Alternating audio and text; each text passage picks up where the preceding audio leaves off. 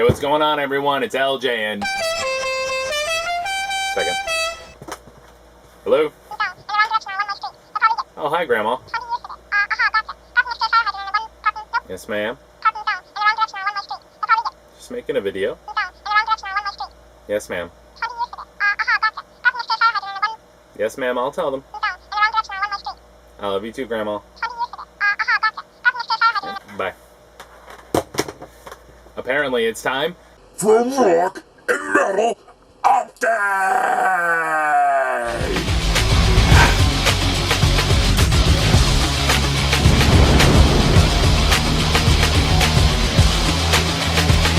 You heard the woman. Apparently, it's time for a rock and metal update. Good timing, too. What's playing in the background? One of my absolute favorite Anthrax albums ever.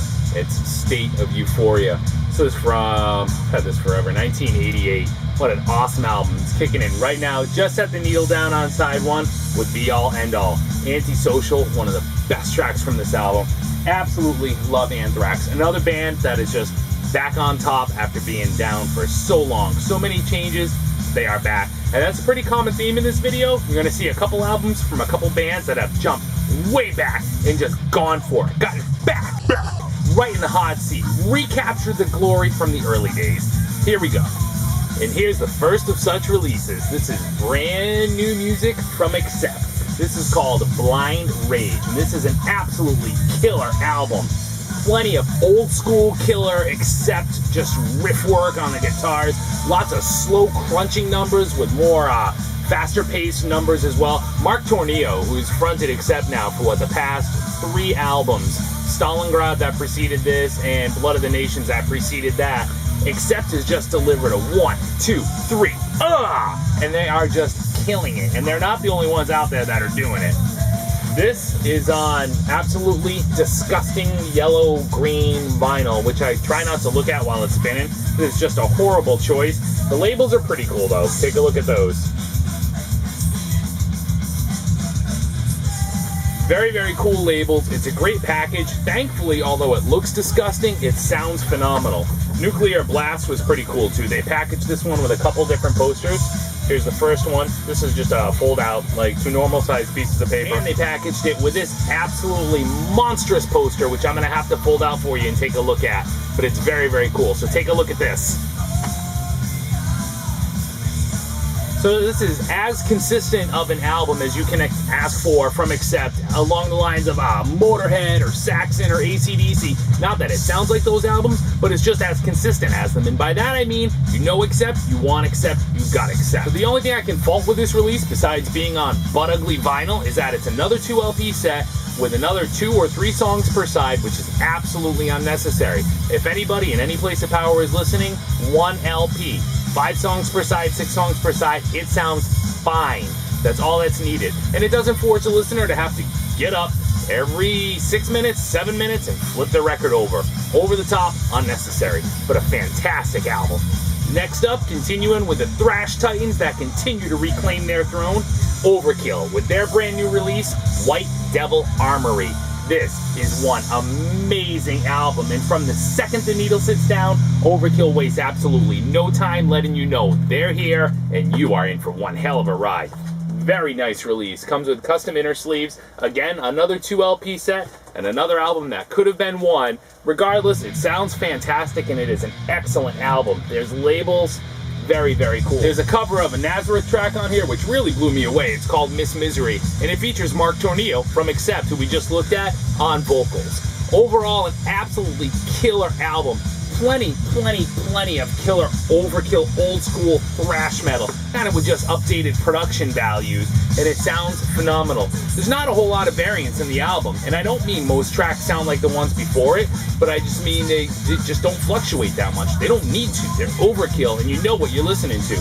Came with another huge fold-out poster from Nuclear Blast. Take a look at this while we move on to the next album. Alright, let's rock and roll. Now, in my last video, I showed you I had picked up Kiss Alive 3, as well as the Millennium Concert, and both of these are fantastic. I'm not sure either are available yet in the US, although they will be coming out. Those are both European presses. So along that same path, I could not wait to pick up a brand spanking new copy of Kiss Alive 2. Of course, this is an album that's already in my collection, but sometimes just the opportunity to have your own. You crack the shrink, you own it, you're the first and only one to set the needle down on that vinyl. Here is Kiss Alive 2. What blew me away is they went all the way with these. The package has been faithfully recreated right down to the Kiss tattoos. Now, how many of us in our late 30s, early to mid 40s had these and put them proudly on their arm? Here's the Evolution of Kiss book, and I do have one complete copy of this on the shelf, but here's the inner sleeves, nice thick inner sleeve, and here is the album. So again, right down to the original labels. So not only does it sound absolutely outstanding, but it is absolutely outstanding. It's Kiss, and they sound absolutely stellar. Yes, a 2 LP set, and that's perfectly fine because they jam 5 or 6 songs on every side, exactly like it should be. Next up, an album that's been out of print for way too long. This one has been bootlegged, copied, and sold for insane prices, and that is Jagdpanzer's Ample Destruction. This is an absolutely amazing album.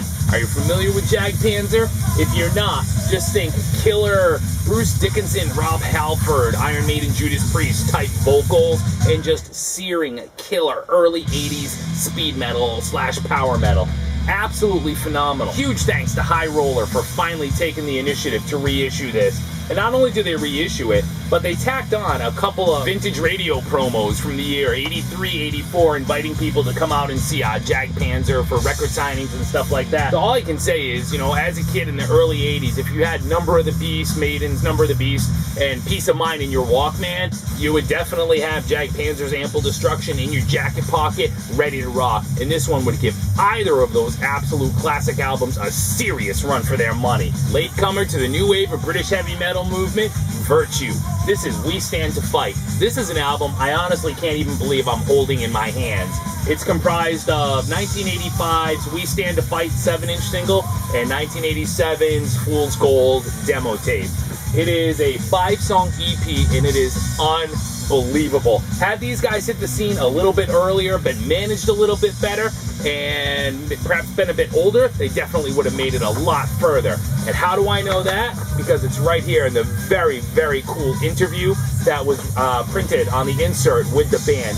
Huge eye-opener that really gives you a lot of background into the band. Well, this was limited to 500 copies, and I could not jump fast enough when I found out it was available. Just killer. And it's just one of those releases by it was printed in Greece on No Remorse Records, and it's just by fans for fans. They say the No Remorse label's actually calling out to people. Do you have demos? Do you have photographs? Do you have material? They're just seeking to put together the ultimate fan package once and for all, one and done, and here it is. Documented, put it in your collection or don't, but this is all the Virtue that you would ever need. Visceral, amazing, killer. And if you know what new wave of British heavy metal sounds like and you dig it, you will dig Virtue. Speaking of faithful reproductions, here is King Diamond's Fatal Portrait. To the best of my knowledge, an unauthorized release by fans for fans. I believe there was 300 to 500 copies reissued, but right down to the last detail, high quality cover art, not pixelated, the back cover art, and the insert. This has been 100% faithfully recreated to a T. It sounds absolutely awesome. Not sure how many are out there. I think it may have been between 300 and 500 or so. But again, much like Kiss, the opportunity to have a brand spanking new copy that has never had the needle set down on it is just amazing. Because this is an album that you need to have Lady Luck on your side, in your pocket, and in your backpack if you have any prayer of finding a near-mint copy in the wild for a reasonable price. Here was a surprise blind buy-in, not too pricey at all. 1976, Dirty Angels Kiss Tomorrow Goodbye. Not a bad album at all. It's exactly what I thought it would be, just power pop. I was kind of surprised by some of the lightweight punk elements. It's actually pretty cool. From what I understand, the bass player took off and joined the Joe Perry project. Not sure why anybody would do that. It's full of, like I said, lightweight punk and power pop, some killer guitar riffs stuck out. So, and what I mean by that is like mid-song riffing, not a specific set period or part for a solo, but what reminded me of it and made it kind of more Kiss or Clash-like is just that in the middle of the song, just kick into a killer lick or a killer riff. No solo needed, that's it. So pretty cool listen. Again, this turned up for a couple of bucks, dead mint, and it was on the private stock label, which is always cool. Lots of early Lucifer's Friend stuff is on that label too.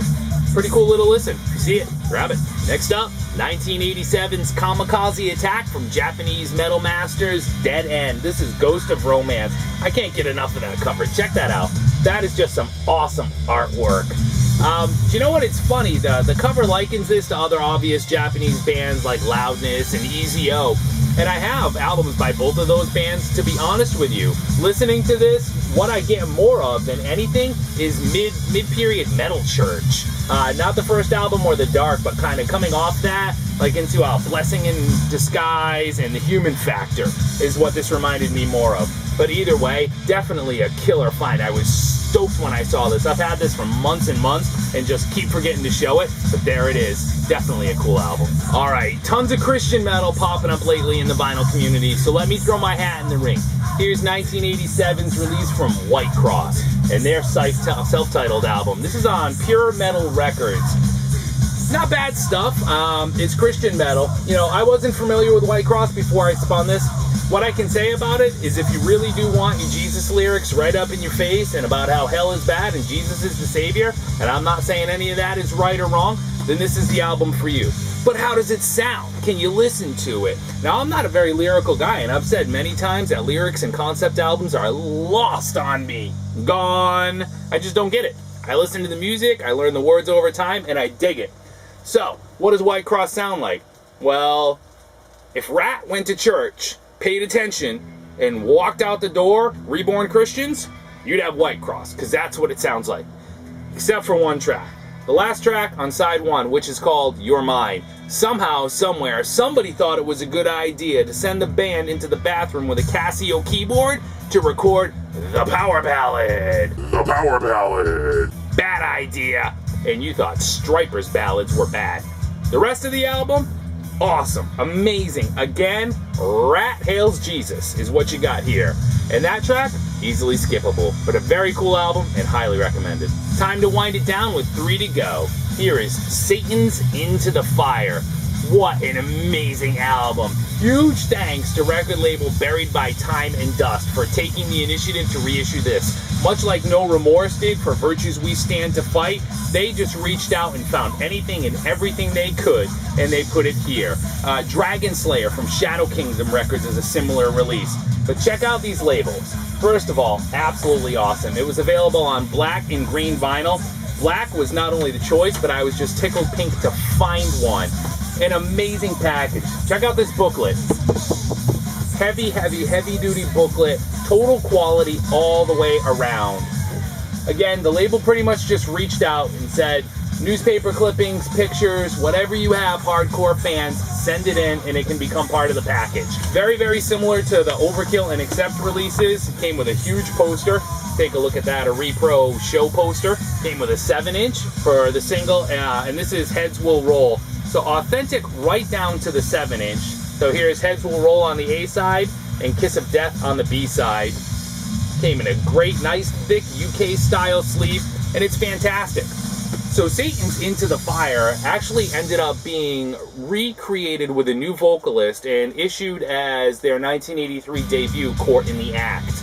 So what this is this is the original version of the album with the original singer, plus a couple of tracks that were on a label compilation at the time. So very killer release. What's it sound like? I mean, if you like your new wave of British heavy metal and you know what that sounds like, kind of a little on the darker side, not necessarily Venom dark, but somewhere right around there, you would dig the hell. Wow, they'd like that comment. Out of Saint. Check it out. 2 to go, and next up is Enforcer's second album, Diamonds. This is my second Enforcer album as well. Well, that's not true. I showed you the first album, Into the Night, last time, and I had picked up the newest album as well, but the pressing is completely jacked. It sucks. It's so flawed it won't even play.